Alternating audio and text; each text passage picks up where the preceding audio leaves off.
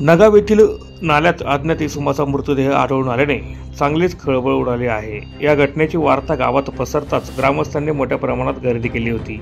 या घटनेची माहिती ग्रामस्थांनी पोलिसांना दिली। पश्चिम देवपूर पोलिसांसह एलसीबीचं पथक तात्काळ घटनास्थळी पोहोचत तपासाला सुरुवात केली। पोलिसांनी सदर मयत इसमाचा मृतदेह ताब्यात घेत शव विच्छेदनासाठी भाऊसाहेब हिरे वैद्यकीय महाविद्यालय येथे पाठवला आहे। मात्र सदरचा मयत कोण, त्याचे नाव काय, तो कुठला, त्याचा मृत्यू कसा झाला याचा अधिकचा तपास पश्चिम देवपूर पोलीस करत आहे। नगावच्या स्वरूपसिंग नाईक आयुर्वेद कॉलेज समोरील पुलाखालील नाल्यात एका 30 ते 35 वर्षीय इसमाचा मृतदेह आढळून आल्याने गावात खळबळ उडाली। त्या मृतदेहाची माहिती पोलिसांना देण्यात आली। पोलिसांनी या प्रकरणी तपासाला सुरुवात केली आहे। सदरचा इसम गेले 4 ते 5 दिवसांपासून या भागात रस्त्याची किनारी फिरत असल्याची चर्चा घटनास्थळी ग्रामस्थांमध्ये सुरू होती।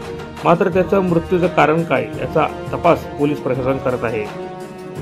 प्रतिनिधी सुनील निकम, माझा महाराष्ट्र न्यूज, धुळे।